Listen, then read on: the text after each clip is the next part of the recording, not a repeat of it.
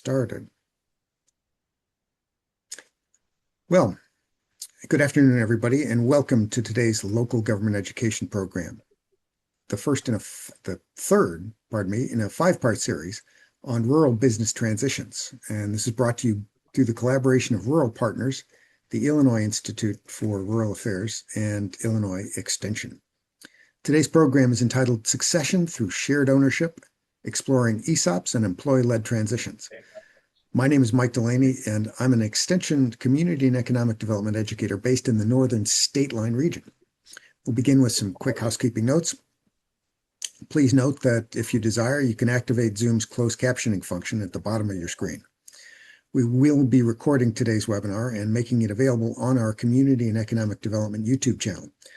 At the conclusion of today's presentation, registered participants will receive an email with a link to the recording of the webinar and related materials. Don't worry if you didn't register, but if you didn't, please send us your email into the chat so that we can put your email on the list and make sure you receive those follow-up materials. As always, you're welcome at any time to share your questions in the Zoom chat space, but we will review the questions in a Q&A period following the main presentation. So now I'd like to introduce Ann Silvis, who serves as a member of the board of Rural Partners and for many years led Extension's community and economic development team. Ann, take it away. Thanks, Mike. Thanks for that introduction. It's really nice to be here. I'm on the board of Rural Partners, and we have for I don't know how many years now, Mike, have really enjoyed this fruitful partnership between Extension and Rural Partners, where we collaborate to identify topics and provide resource materials for these webinars. And we've covered a variety of topics all over the state. It's great work for Extension when I was still employed by Extension, and it's really a wonderful partnership for Rural Partners. When I finish, I'm going to drop the Rural Partners website into the chat, and you can look around there if you're interested. But just want to thank Mike and everybody in Extension for your part in providing these webinars. Now, Norm, I'm going to pass it on to you. Norm is also on the board of Rural Partners. So Norm and I've been colleagues for very many years. So Norm, thanks for your participation and for heading this one up. Thanks, Ann. Appreciate it. Welcome, everyone, to the third of 5 webinars on business succession and transition. Thanks to the Institute for Rural Affairs, Rural Partners, and U of I Extension for hosting these events. Special recognition goes to Mike Delaney of U of I Extension for organizing and managing this event. Some of the material presented in this series is based on a book, Retaining and Transitioning Businesses in Communities, published by Routledge, that Chris Merritt and I recently had last year, actually. This webinar series is designed to help community leaders learn about and evaluate alternative business ownership options. It's not our intent to provide a manual. Rather, the idea is to help listeners explore and compare possible options and then pursue them in more detail and using other available sources. In the first webinar, Tessa Conroy from the University of Wisconsin discussed population trends indicating that the aging of business owners, especially in small rural towns, or may lead to a loss of essential services if the businesses do not continue or when the current owners retire. Then the next session, which was 2 weeks ago, Jarvis Curry talked about some of the issues with business succession strategies, why they often fail, and some factors that have to be considered in effective succession planning. So the succession or a transfer of ownership through a private sale is usually the first strategy considered. But in many cases, finding a suitable buyer is difficult, so other possibilities have to be considered in a transition plan. One of those approaches is to, quote, sell the business to employees in some manner to retain their jobs and or their private investments or past investments. These are possible ways. There are several ways that this could be done. The presentation today will feature Mike Palmieri, Program Director at the Ohio Employee Ownership Center at Kent State. Mike coordinates the center's education and training efforts and leads his research programs. His presentation today will be on succession through shared ownership, employing ESOPs, and employee-led transitions. But before we begin, I want the participants to remember add your questions and comments to the chat box. And at the end of the presentation, we'll try to answer as many questions or deal with the comments as time permits. So Mike, the mic is yours. All right. Well, thanks again, Norm, Mike, and really appreciate being here today, and for everyone else who's attending. Like Norm said, I'm Mike Palmieri with the Ohio Employee Ownership Center, and I don't have a slide, but just giving a little background about the Ohio centers. We've been around since 1987 and are one of the longest operating, continually operating state centers in the country. We've been doing the succession planning piece here in Ohio and surrounding states now for over 4 decades, and both in urban, suburban, and rural context. And so hopefully a lot of the information today is going to resonate with you all and give you a good set of tools to bring back to your communities and kind of understand how employee ownership can be maybe an untapped resource. But before we talk about employee ownership, I kind of wanted to set the stage in what we call the silver tsunami and how it intersects with business ownership. And so one of the largest kind of from population size generations is the baby boomer generation. And, that's important in a lot of aspects in terms of government programs, in terms of labor market, but it's also true within business ownership. So half of all small business owners in the US are above the age of 55, and a majority, according to a lot of surveys out there, are looking to retire in the next 10 to 15 years. And so when we say silver tsunami, we're talking about that wave of business succession that is going to happen one way or the other. The question is, will it be in a way that will help preserve and strengthen local communities, or could it possibly have a kind of, detrimental impact on local economies? And there's a few pieces that are a bit, let's say, scary, right? Maybe more in the negative lens, which is that less than half of all small business owners have a formal succession plan. So I always say, when we say formal succession plan, what we mean is it's written down on paper, that there's real plans there. There's this kind of action plan of what to happen when that business owner leaves. A lot of times we talk to business owners, we say, do you have a succession plan? And they say, yeah. Say, okay, can we see it? And then they point to their head and they say, it's all up here, right? That's not a formal succession plan. In addition, only 1 in 5 businesses put on the market sell. Now, this could obviously vary, right? This is an average kind of statistic here, but I think what it points out is a trend that's true in general, which is to say a lot of really good businesses that can be making revenue, that have a promising future, and also if you look back 5 years, they're doing very well, not a lot of debt on the books, making money. That doesn't necessarily mean that when that business goes onto the market, it's actually going to be purchased. And I think a lot of business owners think that their business will be one that could be sold. And then if the business is doing well, they're almost completely, at least in their minds, in agreement that it will sell. And that's not always the case, right? And I would say in rural contexts, maybe even less the case. And then finally, in terms of the kind of family-owned businesses, only 1 in 3 family-owned businesses transfer to the next generation.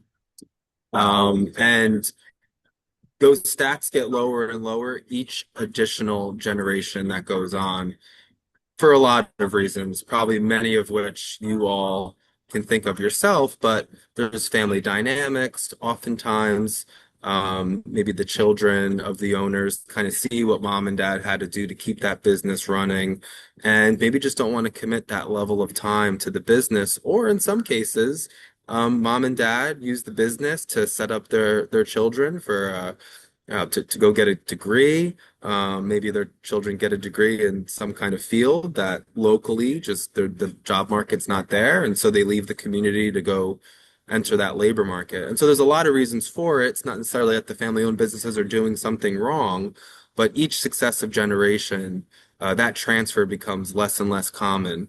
And it's just something to think about, right? Kind of sets the stage. Now, just to put the silver tsunami in context in terms of the numbers we're talking here, those, half of all those businesses I mentioned, there's 2.9 businesses or 2.9 million businesses that are owned by those who are 55 or older.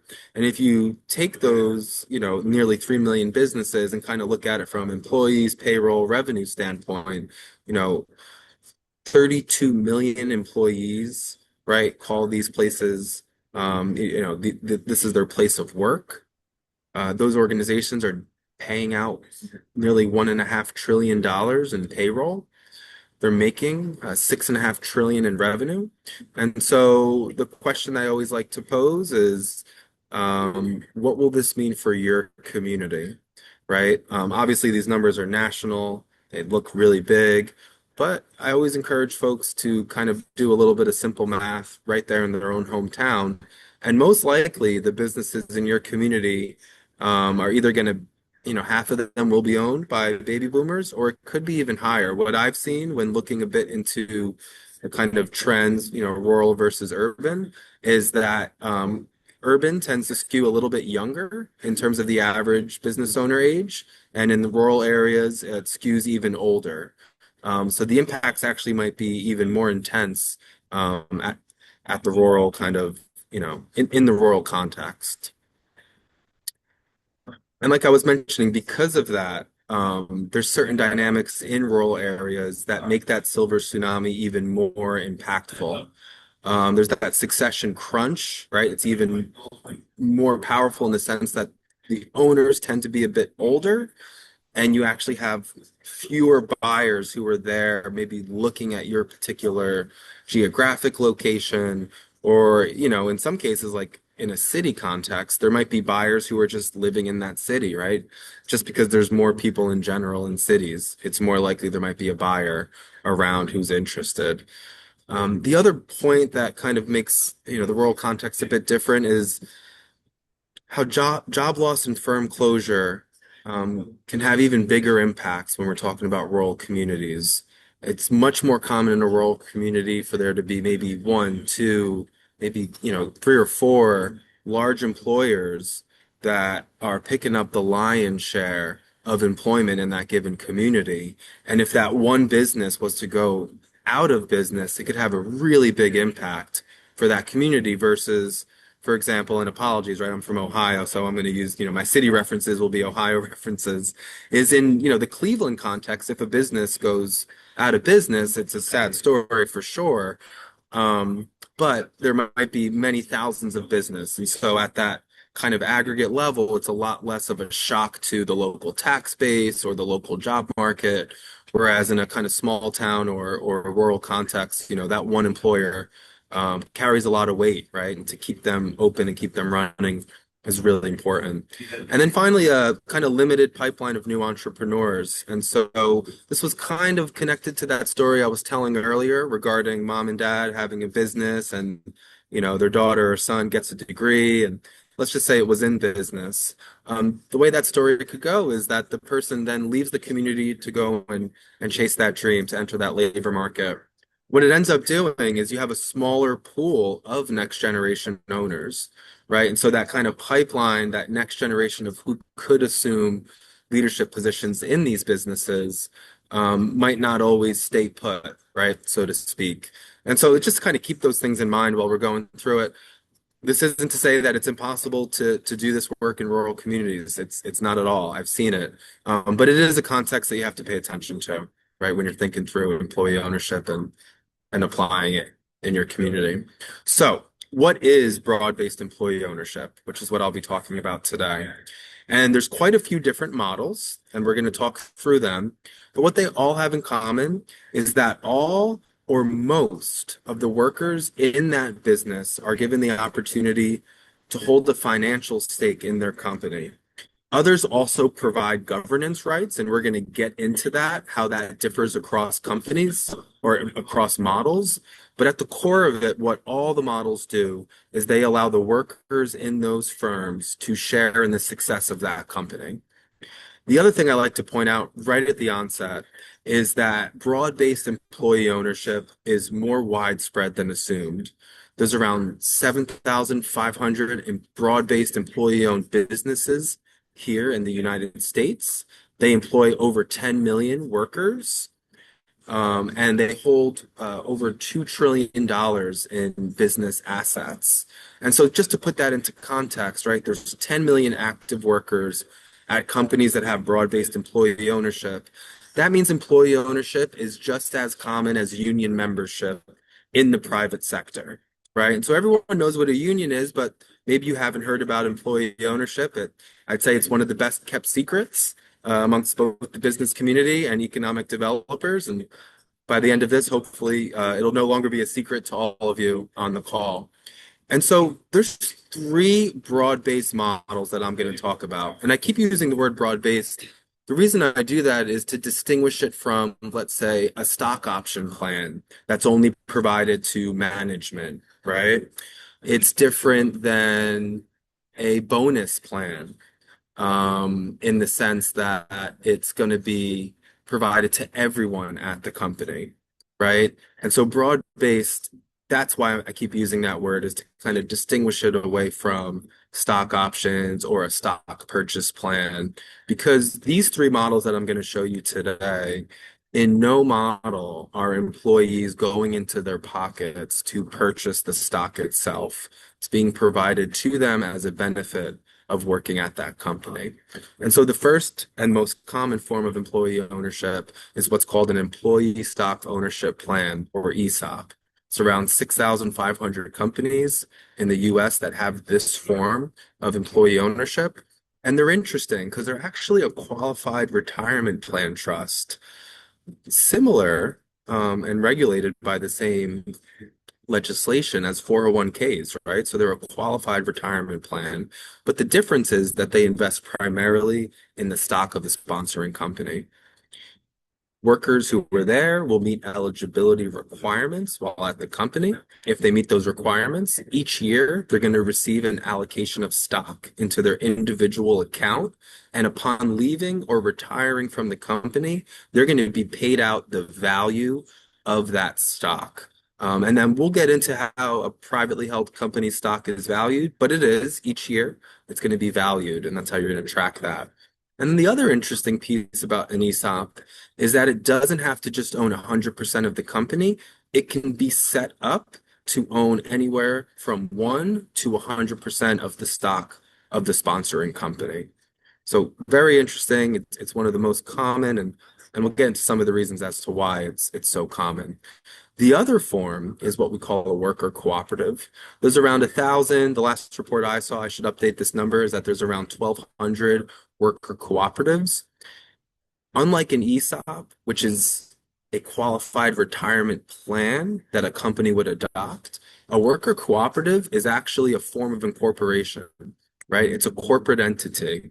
It's 100% owned and operated by its employee members.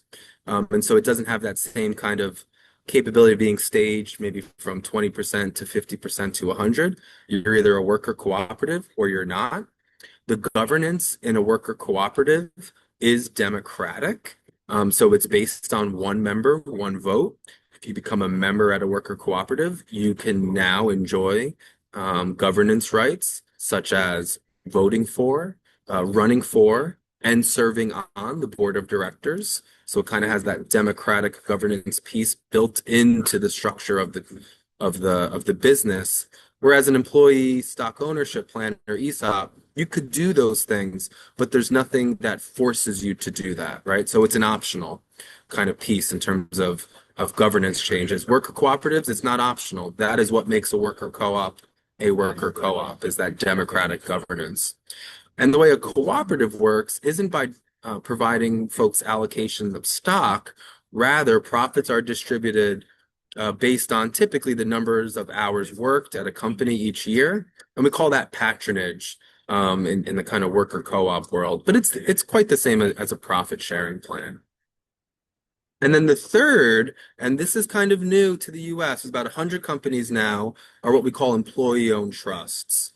So it's a trust the way that everyone probably understands one, right? It's a legal kind of structure that holds something of value, in this case, a business. However, an employee-owned trust, it's typically a perpetual purpose trust whose purpose is to provide benefits to workers.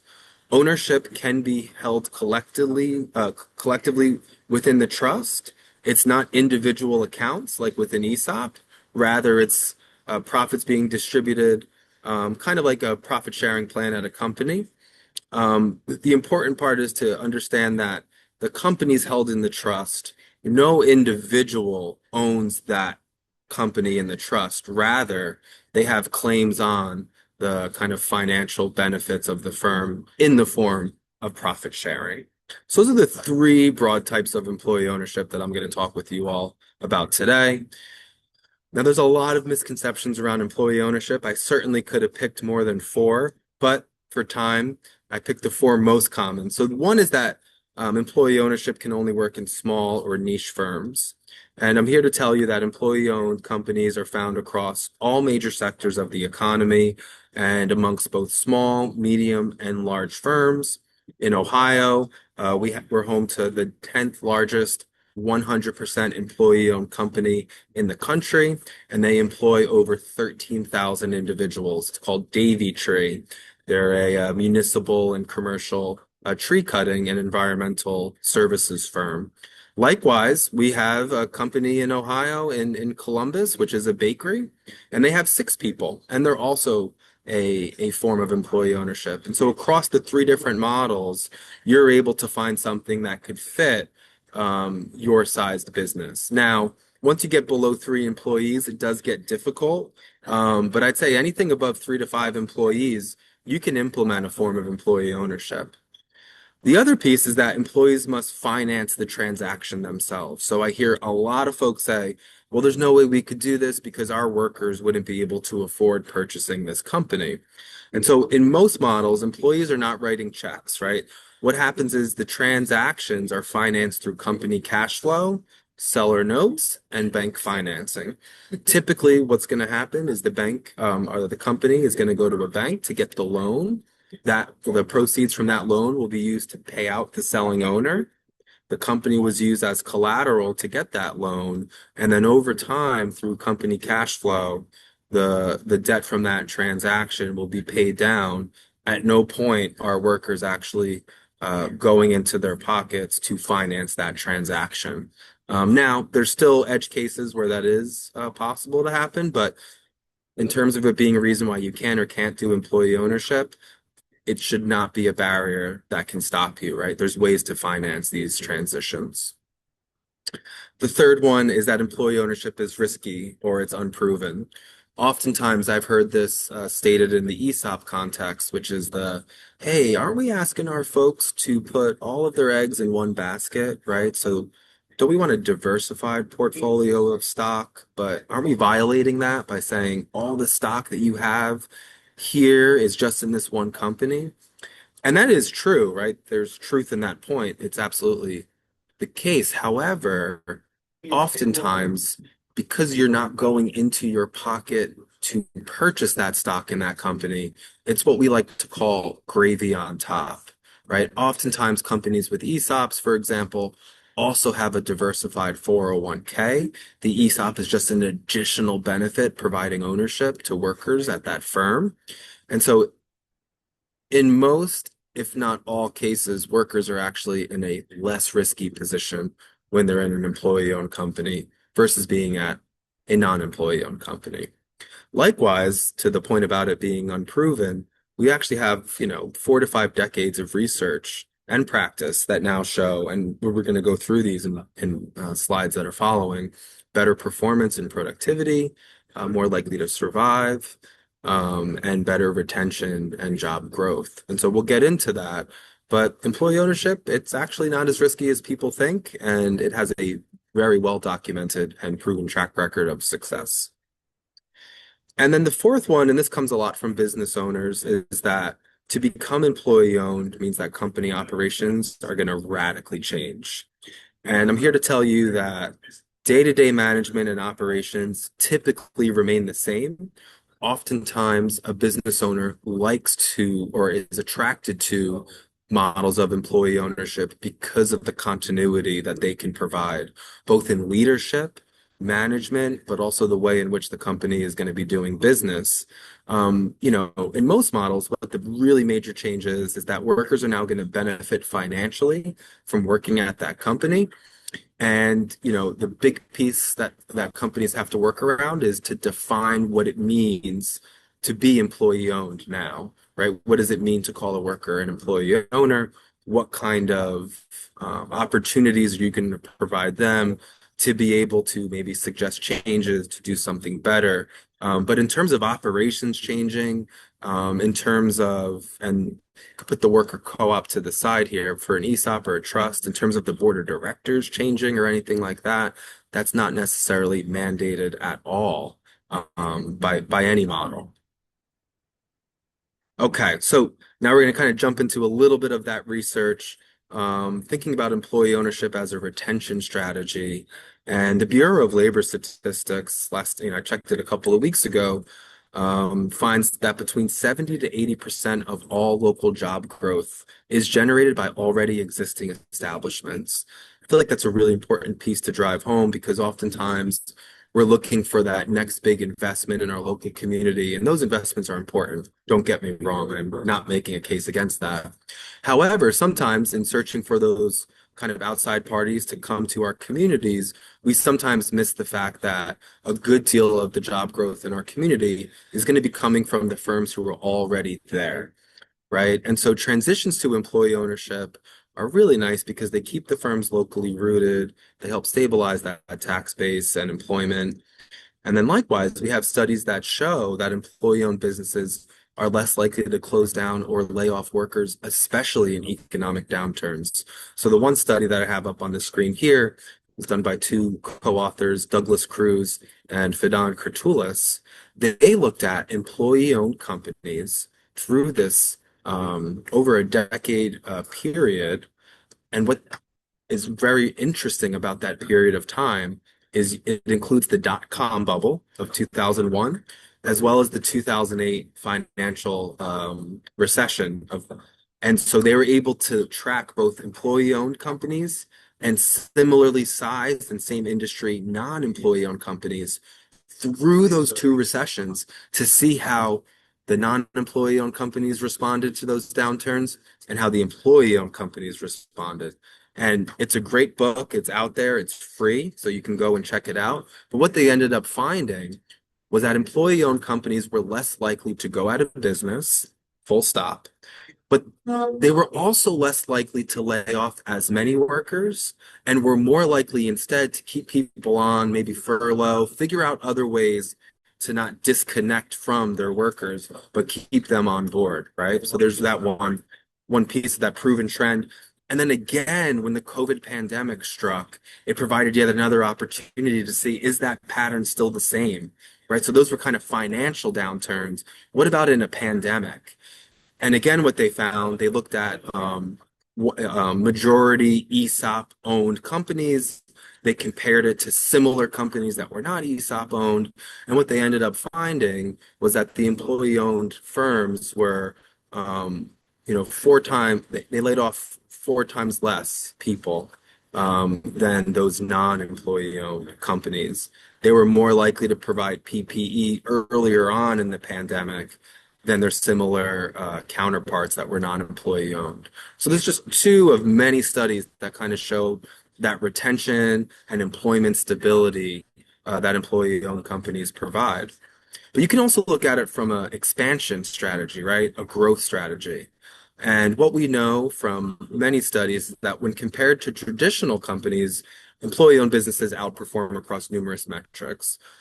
Studies, what we call the pre-post variety, that is the same company before they were employee-owned, take all of their kind of information, they become employee-owned, gather that same information after they became employee-owned, and then compare those two data points.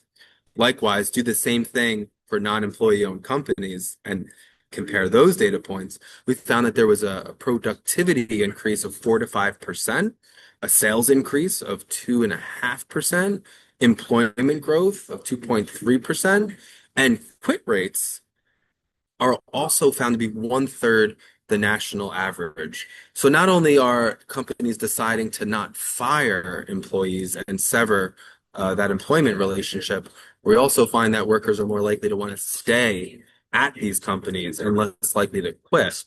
And so these are just a couple of the studies that I'm drawing these numbers from. Again, I'm happy to provide any of the source material in a follow-up email. But we have a huge kind of meta study, which is a study of studies. And they looked at over 100 English language studies that were out there and found that the relationship between adopting employee ownership and company performance is a positive one. Likewise, the NCEO, which is the National Center for Employee Ownership, also found that that's where that quit rate figures come from. They looked at those quit rates during that COVID time period. And so folks were a lot less likely to leave.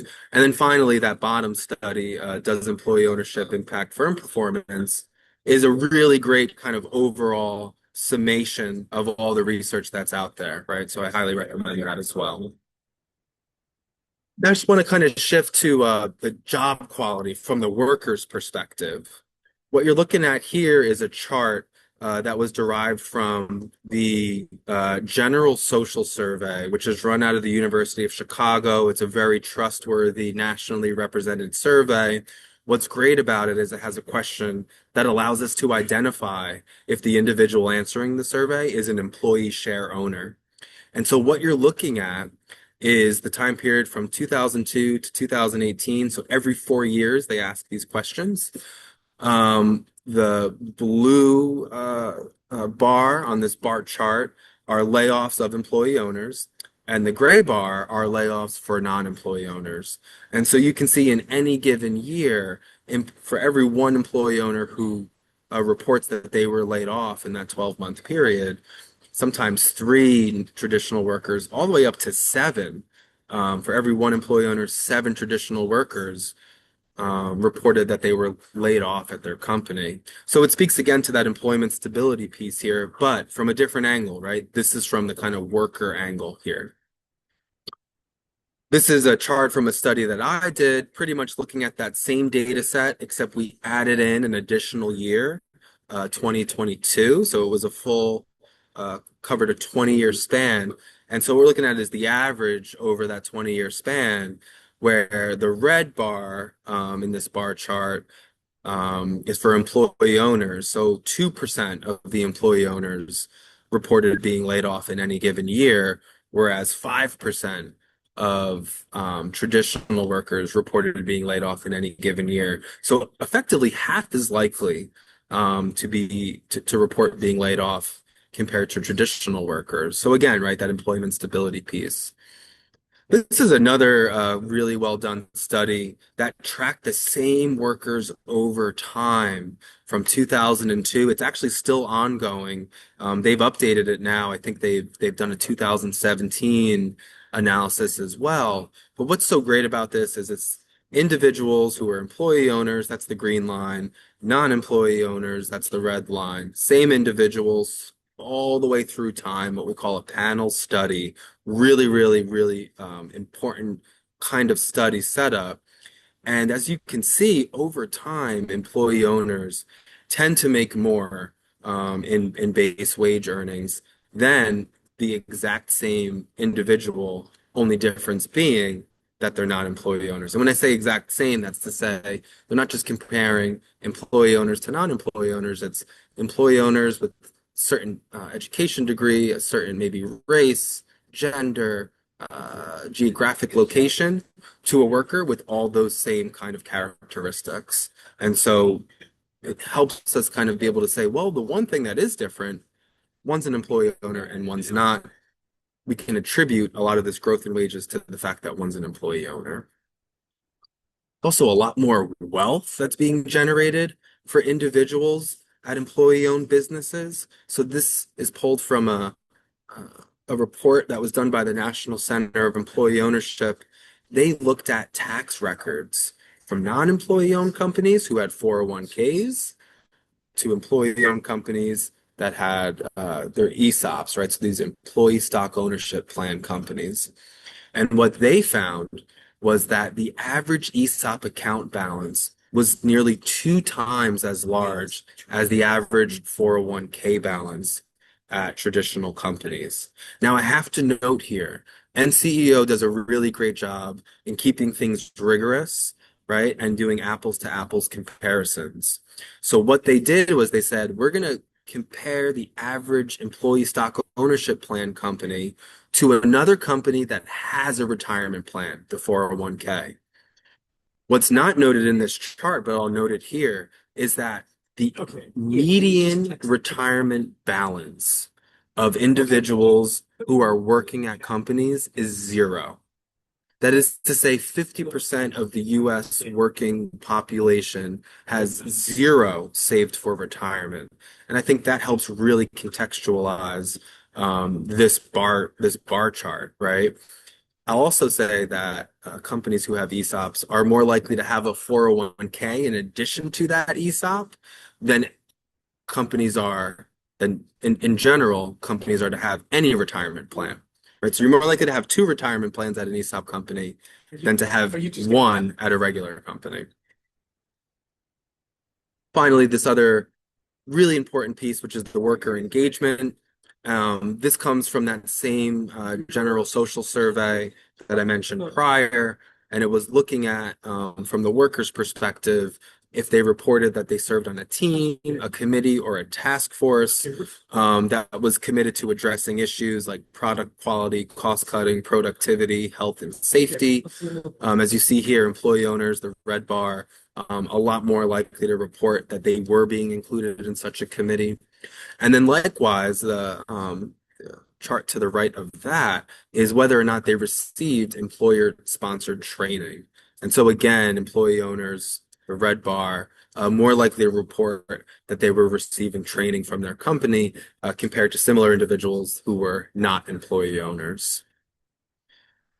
And so okay, fine, right? Those are all great stats. The research kind of bears out that this is a win-win-win.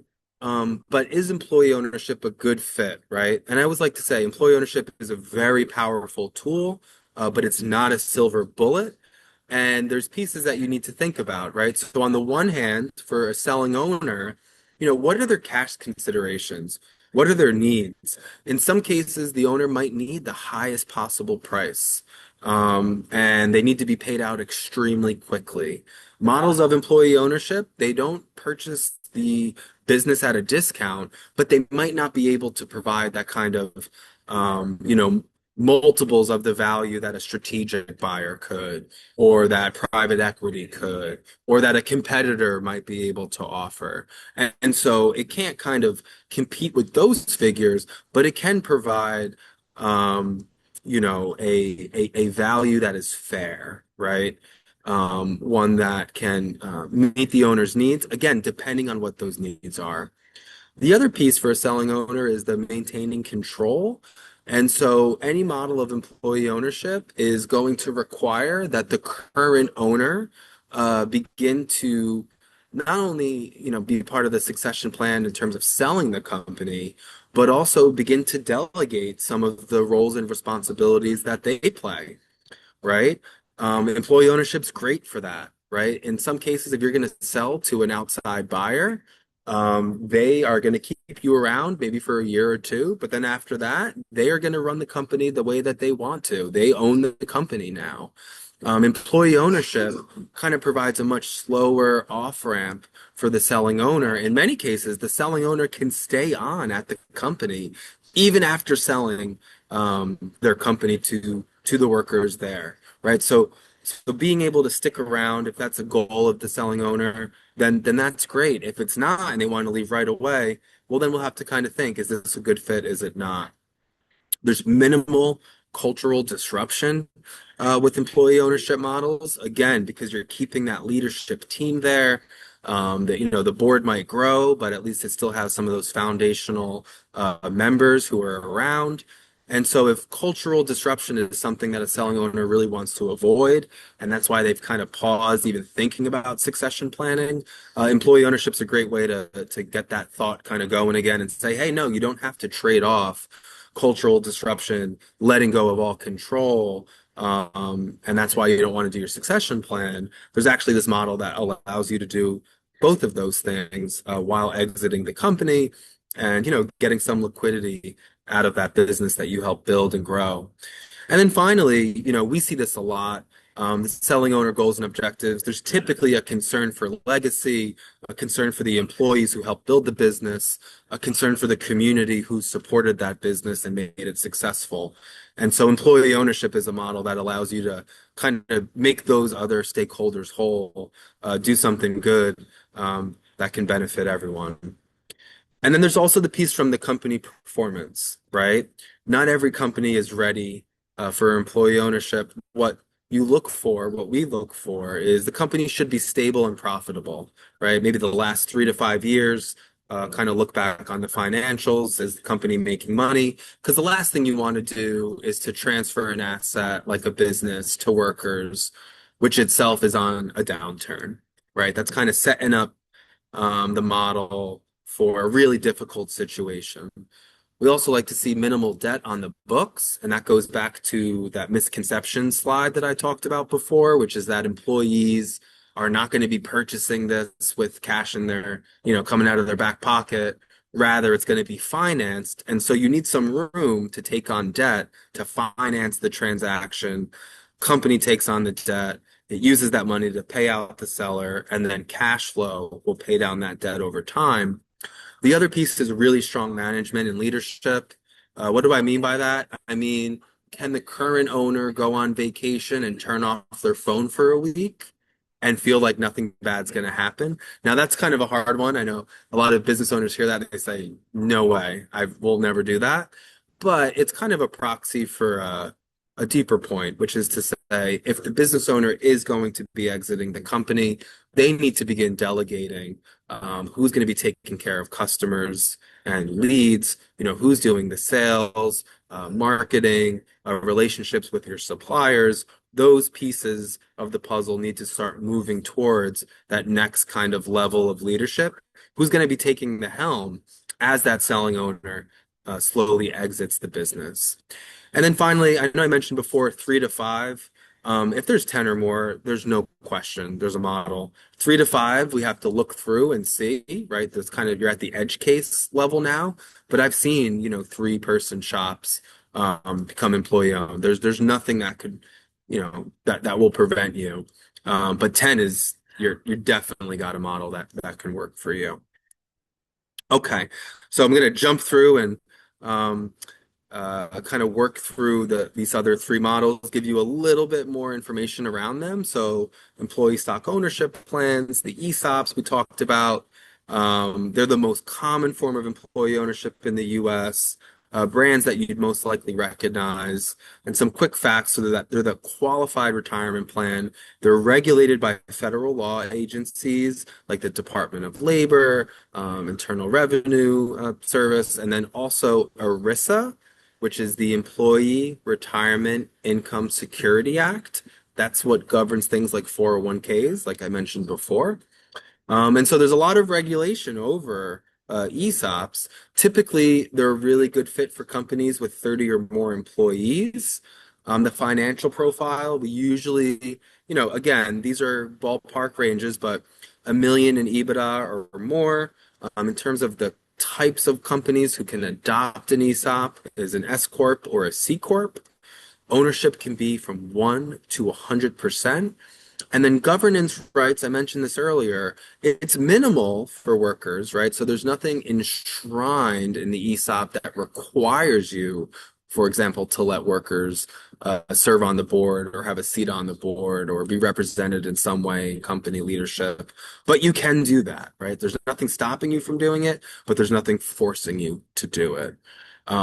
Workers will have some say, and this isn't because of any regulation around ESOPs, but just from a basic corporate governance law standpoint, if folks are now shareholders, which they are once they hold shares of stock, they will be able to vote on major company decisions like looking to sell, right? Or to recapitalize or to restructure the company. They will be able to vote, but that's not because it's an ESOP. It's just the fact that any shareholder would have the right to vote on a decision like that, right? But folks aren't voting on what color to, I don't know, paint the office, right? That's not what's being provided here. From a tax benefit standpoint, it has the most tax benefits than any other model. There's a tax benefit for the selling owner. If they sell 30% or more of their company, they can defer capital gains tax. There are tax benefits for the company as the company pays down the debt that was taken on to purchase the shares of the selling owner. They can deduct both principal and interest payments of that loan from their taxes, right? So essentially, you're able to pay that loan down with pre-tax dollars. Likewise, if you're an S corp ESOP, S corps are a pass-through entity, so they're not taxed at the corporate level; they're taxed at the shareholder level. But if the shareholder is the ESOP, a qualified retirement plan, well, that means it's a non-taxable entity.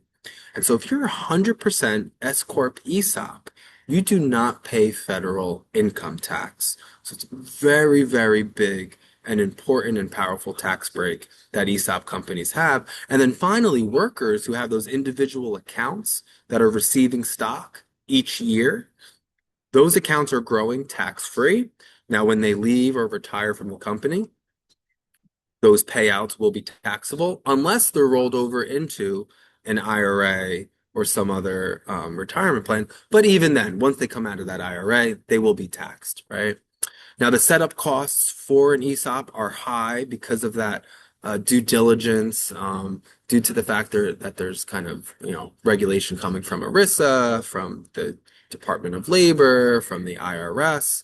And so it could be anywhere between $200,000 and $500,000 to set up the ESOP. That being said, a lot of companies still decide to go that route for myriad reasons. We don't have to go into all of them here. Then we have the worker cooperative. So I like to say this is one of the oldest forms of employee ownership in the US. Cooperatives go all the way back to the time of Benjamin Franklin actually created a cooperative that was a fire insurance cooperative. So a very long history. The form of incorporation varies by state, so it's not federalized the way that ESOPs are. Employees typically like to see 10 or more employees, and like I mentioned, less is certainly possible. Really starts depending on the finances of the company. We like to see profitable for the last 5 years. You can adopt a worker cooperative either by using your state's cooperative statute or another state's cooperative statute. Or we've seen this, folks pretty much building the same governance structure as a cooperative, but for, there's different reasons. We don't have to get into the weeds. Some will use an LLC and then structure the LLC to have that same kind of democratic member governance rights. So it's like an LLC with profit sharing and governance rights. It's not a cooperative in name, but it's a cooperative in practice. That ownership piece, right? You don't have that same flexibility where you could do 1 or 20 or 30%.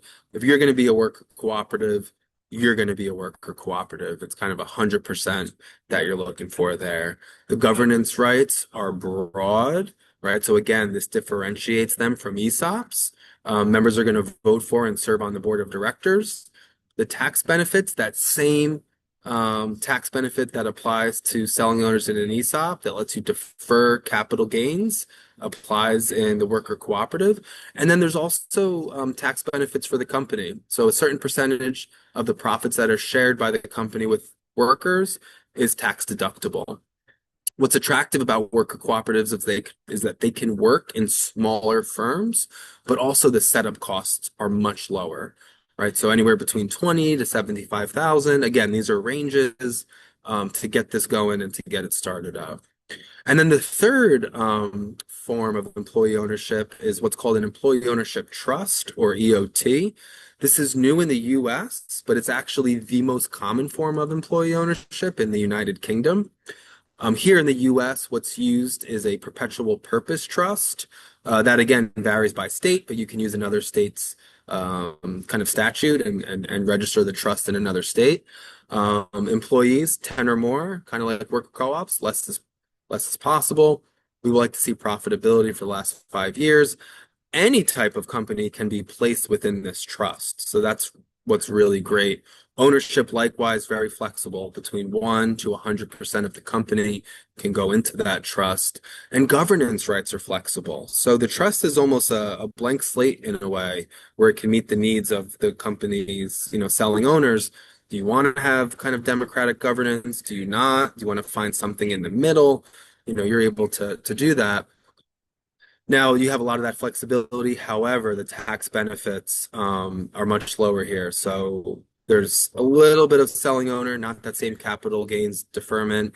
And the company, what they provide in profit sharing can also be reduced, from their taxes. Setup costs are moderate, so between 30 to 100,000 to set it up. But again, if I'm going to think about the EOT, I'm going to think of it as the most flexible option out of these three. Norm, I don't have my time in front of me. How are we doing with time? Take another 2 or 3 minutes to wrap up. Okay.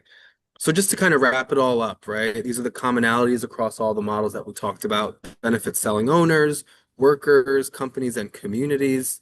So it's this kind of great solution to a lot of the issues that rural communities are facing. I always get this question, what can we do if we're an economic development person or someone interested in that? Is the first thing is identify what mature firms are in need of assistance in your community, right? Create an outreach plan, get in touch with them.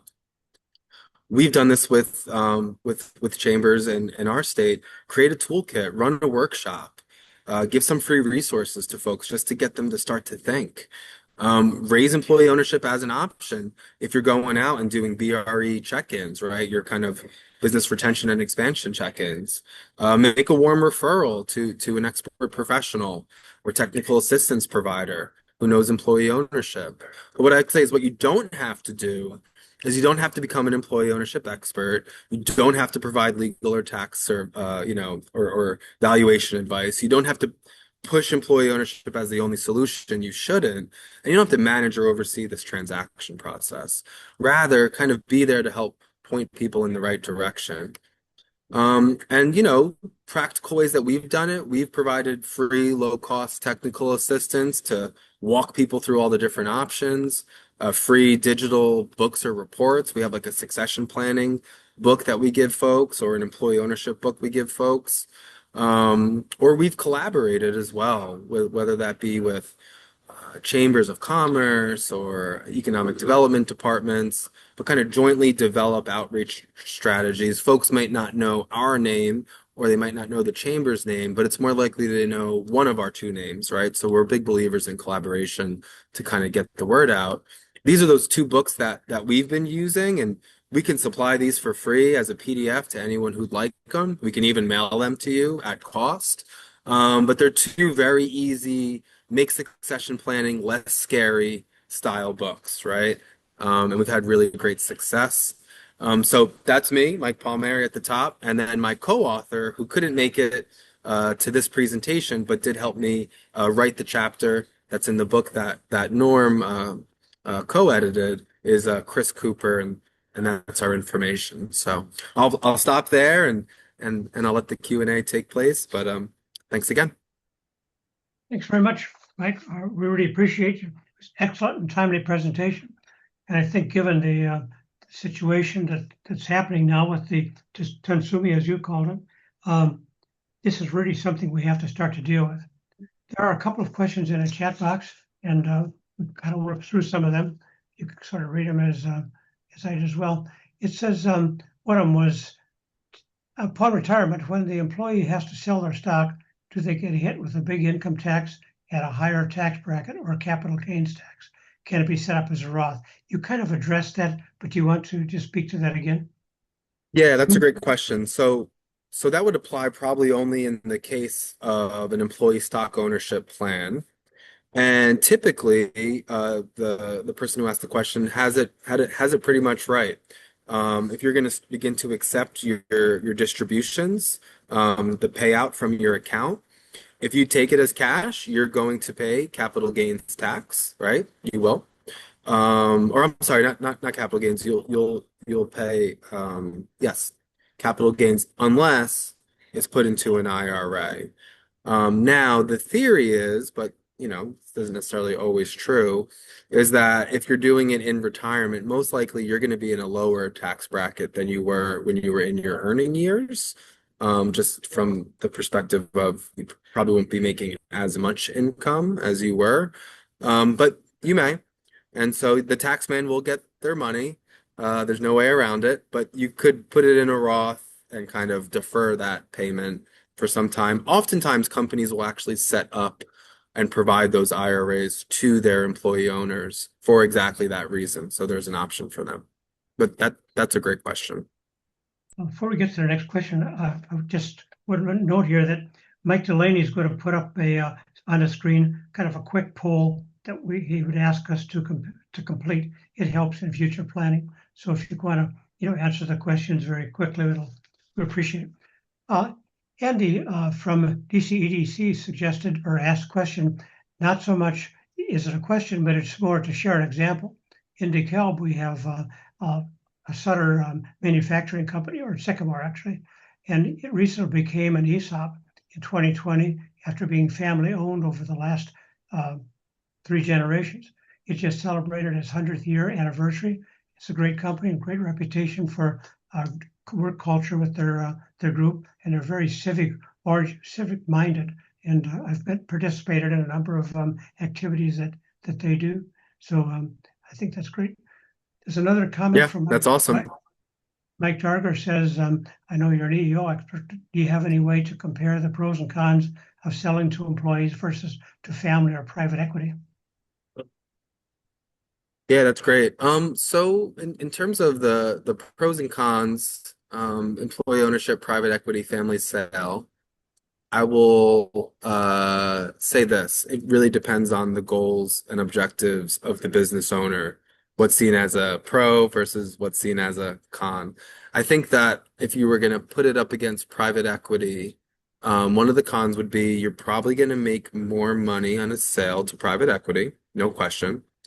And that is because ESOPs being regulated by the federal government require that employees who are on the buy side, right? Obviously represented by a trustee and professionals, but the buyers of that business can't pay more than fair market value. Okay, so they're not paying a discounted value, but they're not going to be paying a premium for the company. And I think that that's something that's dramatically different from a business owner perspective, is if they want to do the ESOP, it's going to be a lower price. However, important caveat, that's top line number. In the case of a sale to private equity, you're not going to be able to defer capital gains tax, right? In the case of an ESOP, if you sell 30% or more, you will be able to. And so I always like to say there's the top line number, and then there's the number of cash in hand in your pocket. And still, there might still be a gap where private equity is higher, but I think that gap gets much smaller once you take into account the tax benefits that are provided to the selling owner. I think the other piece where you could really compare and contrast employee ownership to private equity is the kind of retention of the legacy, the continuity that comes with employee ownership versus, and again, right, I don't want to broad brush private equity, right? There's some firms that do a good job, but in general, right, they're usually coming in there, they're going to make changes over a 5 to 7 year period, and then they're looking to exit the company. And so you're not going to have that same continuity, that stability that people have come to know. And so that's where I compare it. Now, comparing it between employee ownership and family ownership, I actually think there's a lot of overlap.